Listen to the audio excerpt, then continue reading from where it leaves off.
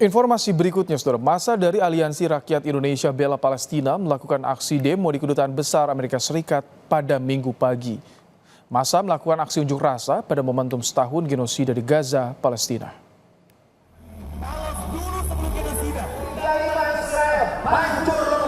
Aksi bela Palestina ini digelar untuk memperingati 1 tahun genosida Israel di Palestina, sekaligus memperingati 76 tahun konflik Israel dengan Palestina.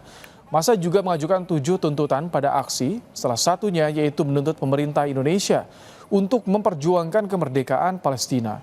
Pesan ini juga ditujukan kepada Presiden terpilih Prabowo Subianto di masa pemerintahannya yang baru.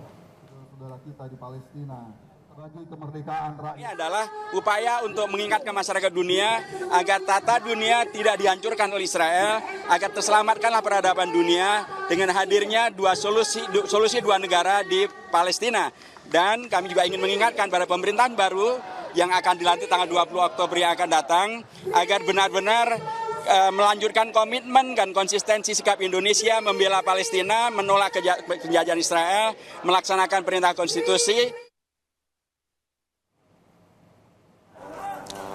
Sementara itu, serangan Israel di Gaza Tengah Minggu pagi menewaskan sedikitnya 19 orang. Serangan menghantam sebuah masjid yang menampung para pengungsi di dekat rumah sakit Martir Al-Aqsa di kota Deir al-Balah, Gaza Tengah, Palestina. Serangan Israel terhadap Hamas sejak 7 Oktober 2023 lalu telah menewaskan hampir 42.000 warga Palestina di Gaza.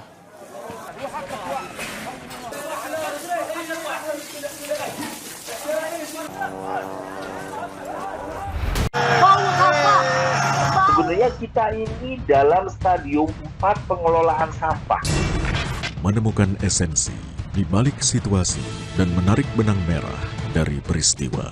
Nelayan segi pencarian turun jauh sebelum adanya pembangunan PLTS. Apakah betul pindahnya universitas menjadi PTNBH itu bisa meningkatkan kualitas?